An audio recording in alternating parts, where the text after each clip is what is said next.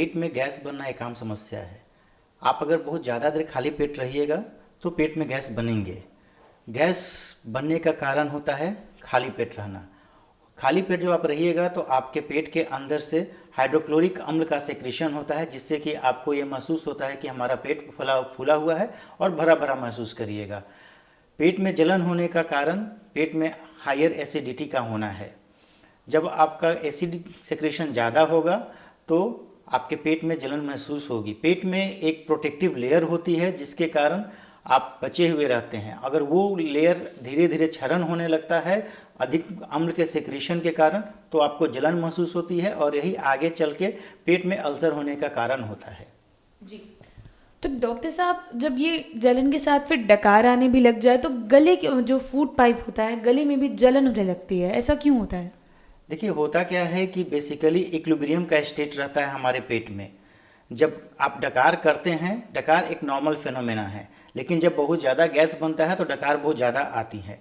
डकार जब आता है और जब एसिड का सेक्रेशन ऊपर की ओर होने लगता है तो गले में जलन होती है, और वहाँ पे जो गले की नली होती है जिसको हम लोग एसोफेगस बोलते हैं, वहाँ पे छिलन या क्षरण शुरू हो जाता है जिसको हम लोग एसोफेजाइटिस बोलते हैं।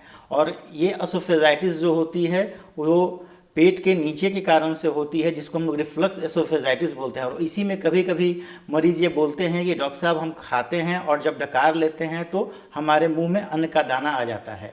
जलन होने का सबसे बड़ा कारण छोटी आंत में अम्ल का सेक्रेशन ज़्यादा होना होता है, और वो जब ऊपर की ओर आता है डकार के साथ तो आपको जलन महसूस होती है। ज़्यादा देर खाली पेट रहेंगे तो गैस बनेगा, और आजकल का जो हमारा लाइफ स्टाइल है उसके कारण गैस बनने की संभावना बहुत ज़्यादा हो गई है। जी डॉक्टर साहब, कुछ लोग ये भी शिकायत करते हैं कि पेट में गर्मी की वजह से उनके बाल भी सफ़ेद होने लगते हैं, तो क्या ये बात सही है? बहुत हद तक ये बात सही है। पेट में गर्मी के कारण बाल सफ़ेद और बाल का झड़ना हो सकता है। और पेट में गर्मी क्यों होती है, जैसे कि मैंने बताया, अगर आप ज़्यादा देर तक खाली पेट रहिएगा तो आपके पेट में अम्ल का सेक्रेशन ज़्यादा होगा, जिससे कि आपको लगेगा कि मेरा पेट फूला हुआ है और पेट में जलन महसूस होगा। तो इससे बचने का सबसे अच्छा उपाय यही है कि आप पेट को ज़्यादा देर तक खाली ना रखें। जी, तो डॉक्टर साहब, ऐसे में मैं ये जानना चाहूँगी कि अगर कोई मरीज़ ये समस्या लेकर आपके पास आ रहे हैं तो उसका इलाज किस तरीके से होता है?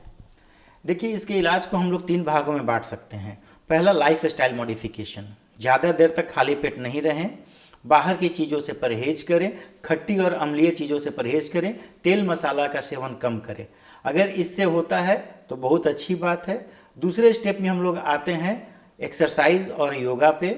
आपको नियमित रूप से व्यायाम करना है, योगासन करना है, और साथ साथ आपको लाइफ स्टाइल मॉडिफिकेशन पे भी रखना है। अगर ये 2 स्टेज पे आपका ठीक हो जाता है तो बहुत अच्छा है। अगर नहीं ठीक होता है तो हम लोग दवाएं प्रिस्क्राइब करते हैं, जिसमें कि कुछ एंटी एसिड्स होते हैं, प्रोटॉन पंप इनहिबिटर्स होते हैं, कुछ डाइजेस्टिव एंजाइम्स होते हैं। लेकिन जब main stay of the treatment होता है वो लाइफ स्टाइल मॉडिफिकेशन ही होता है। लोगों को स्मोकिंग जो लोग करते हैं उनको हम लोग एडवाइस करते हैं कि स्मोकिंग ना करें।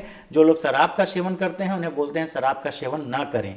1 घंटा से लेकर आधा घंटा से 1 घंटा आपको डेली वॉकिंग करना है। और बहुत लोगों को ये धारणा होती है कि हम सुबह लेट उठते हैं तो वॉक कैसे करेंगे। मैंने बोला वॉकिंग करना है, टहलना है। वो सुबह टहलिए या शाम में टहलिए, आपको 1 घंटा नियमित रूप से टहलना है। खाने के बाद, रात में खाने के बाद आपको ज़रूर से टहलना चाहिए।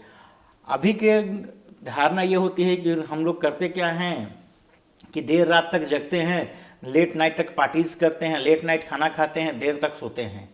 तो ये एक बहुत बड़ा कारण होता है जिसके कारण गैस बनता है, और इसको हम लोग गैस्ट्रिक एसोफेजियल रिफ्लक्स डिजीज़ का नाम देते हैं।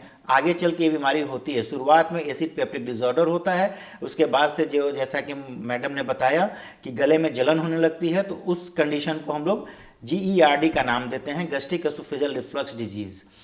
आप शाम के 6 से 7 बजे के बीच में खाना खा लें, उसके बाद से रात में 9 बजे के आसपास आधे घंटे का पोस्ट मील वॉक करें तो आपकी ये समस्या बहुत हद तक दूर हो जाएगी। जी।